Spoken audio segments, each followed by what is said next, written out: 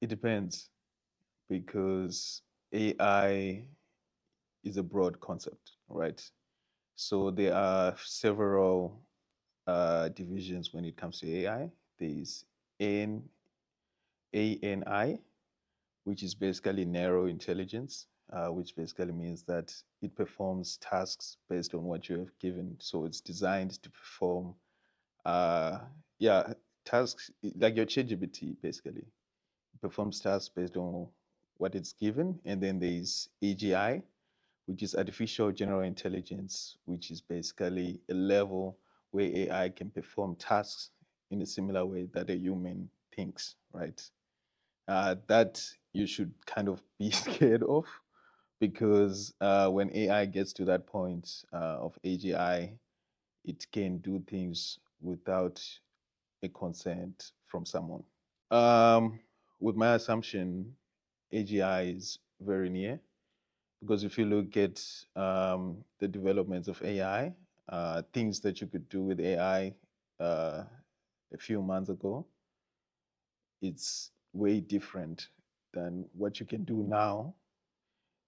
We can see like a sharp incline in terms of improvement of AI. So I think AGI could be like in the next few years, maybe next year or 2 years. But yeah, all right. So yeah, that's a very interesting question. So basically, things have evolved now. Things have changed, and going to university is basically seeking knowledge, right? But right now, imagine at the university you have to pay this amount of tuition fee in order for you to get this knowledge. But right now, you can get this knowledge for free using AI. So, from a knowledge perspective, I think with tools like AI, we might see a sharp decline in terms of people going to university because getting knowledge is actually much cheaper right now. But from a perspective of uh, people losing jobs, um, to be honest with you, it's gonna happen. It's gonna happen, but it might be happening to some extent. Like right now, AI is functioning as a tool, which means that you can use it to do things quicker, but it hasn't taken the entire work, right? So you can use AI as a tool to do things quicker at the moment, but once AI is being able to do everything that a person is supposed to do, we might be facing a significant change in the job market. I think the best analogy to explain this concept is basically having your internet providers. Like, let's say you have MTN and you have Vodacom and you have whichever network provider that you use. So, we would say that Bitcoin is basically the airtime. And then the technology behind it is the blockchain, right? So, if you want to go deeper into it, blockchain is basically a ledger. It's basically a spreadsheet that has accounts and transactions recorded in it. But the unique thing that comes with it is that it's decentralized, which means that everyone has access to the information that is being written on that spreadsheet. So, meaning that any if you have my wallet address, right, or my public key, if you go to the blockchain, you can be able to see all the transactions that I did. And also, um, being with the benefit of it being decentralized is the fact that you cannot delete the information, right? Meaning that they call it immutable. So you basically have a bunch of computers running the same script with the same information. So if you try to delete one of those computers, there's still going to be other computers to verify that information and confirm that that information is valid. So those kind of computers, they're called validators. So those are basically the computers that connects the nodes that makes the blockchain. So if you say the difference between blockchain and crypto or Bitcoin. Crypto is basically a token that runs on a certain blockchain, and blockchain is basically the technology behind it, which is totally different. But I understand that there's a huge notion when it comes to crypto because a lot of people are getting scammed.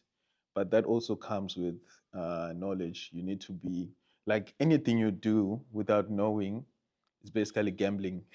You need to educate yourself. You need to first educate yourself to know what you're dealing with.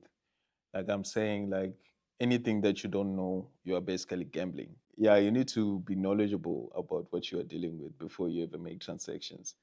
And to be honest, blockchain infrastructures they are not likely prone to being scammed or being having cybersecurity issues. But the issue is sentimental. Like someone could possibly pretend to be a blockchain provider or blockchain broker and force you to send them your private keys or your wallet, right? So when it comes to that's why I'm saying like it has to do with knowledge. You need to know what not to do and what to do because from a technology perspective, it is secure, but from a perspective of someone tricking you to actually send them your wallets and your funds, that is the biggest issue. Okay, so my name is Blessing Over. I'm a technopreneur specializing in AI and blockchain solutions. Currently, I am doing some work with CPUT at the Incubation and Innovation Hub, where we create a lot of solutions based on AI and blockchain. And I'm also part of the Celo Africa DAO, which is a subdivision of Celo, which is a blockchain. And also, we are running our own company, which is called Zero Void Technologies, where we consult and develop technologies based on various systems, just anything innovative. I don't think I would give myself advice, my younger self, but those who are still coming up, especially those who are still in high school, I would advise that you dive into subjects like IT and also start learning about blockchain because we are now living in a digital world. So it would make sense for you to start taking subjects that relates to the digital side. And also when it comes to courses that you can go and study at a university, I would advise that you study anything that you're passionate about because I feel like there's room to innovate in whichever space that you feel like you have purpose in and any space that you feel more comfortable in. But I would advise that you have a technical component to help you accelerate that. All right. So that's the advice that I would give those who are still coming up and those who are still indecisive about what they want to do in their future. I don't think anything within the medical space, any technology or robots that will perform surgery will basically be made by someone who doesn't know about surgery or someone who's not a doctor. So the way I'm looking at it, in order for us to have those kind of technology that can take over the work of those people, the work of those people or whoever's doing that work actually need to be there and help innovate that.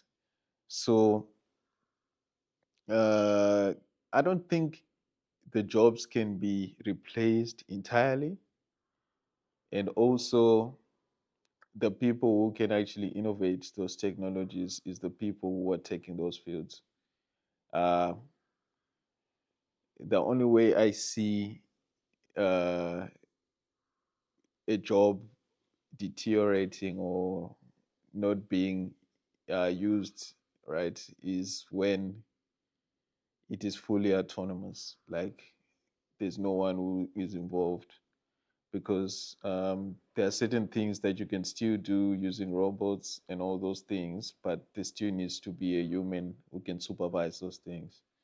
Five jobs that can be replaced, by machines and 5 jobs that cannot be replaced by machines.